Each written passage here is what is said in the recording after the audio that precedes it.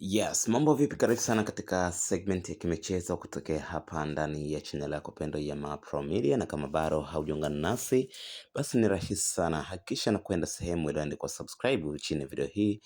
kisha bonyeza alama ya kengele ili usipitwe na zile updates kali ambazo zimekuwa zikijiri na sisi tumekuwa tukiziweka hapa kila siku, kila saa na kila wakati.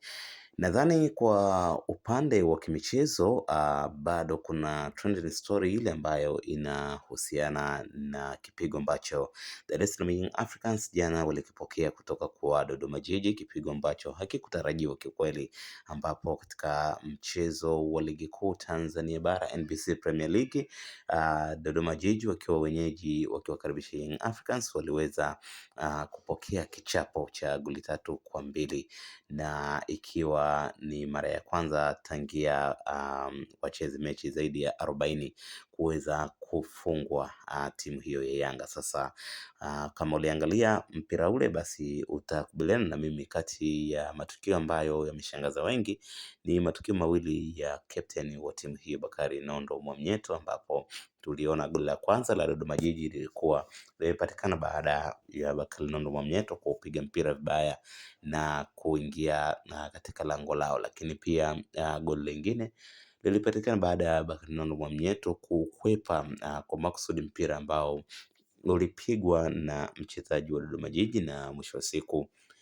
ukaingia moja kwa moja nyavuni na kumfanya Masalanga ashindwe kudaka mpira huo. So watu wengi walikuwa wakisubiri kwa hamu nini ambacho anakwenda kukiongea Bakari Nondo Mwamnyeto, kwanza kama captain wa timu hiyo, lakini pili ni kama sehemu ya makosa yaliyofanyika jana, na yeye ndiye alisababisha magoli takriban mawili ambayo Dodoma Jiji waliyapata. Sasa kitu ambacho amekizungumza baada ya kuwasili jijini Dar es Salaam ni kwamba alikuwa na mengi ambayo pengine angeongea na waandishi wa habari, lakini kutokana na swala zima la kiuongozi ilimshinda yeye kufanya hivyo, kwa sababu anasema kwamba wao huwa wanakatazwa kuongea bila ruhusa ya uongozi, kwa sababu kuna masuala mengine yanatakiwa yasizungumzwe na kuna mengine ambayo yanaruhusiwa kuzungumzwa. Kwa hiyo kabla ya kuongea na waandishi wa habari, wao wanatakiwa wapate ile go ahead kutoka kwa viongozi ambao ndio wana wajibu wa kuwapa ruhusa wazungumze ama la. Kwa hiyo aliwaomba radhi waandishi wa habari kutokana kwamba hajapewa ruhusa ya kuzungumza, kwa hiyo ameshindwa kuzungumza, japokuwa waandishi wa habari ni sehemu ya kutekeleza wajibu wao, lakini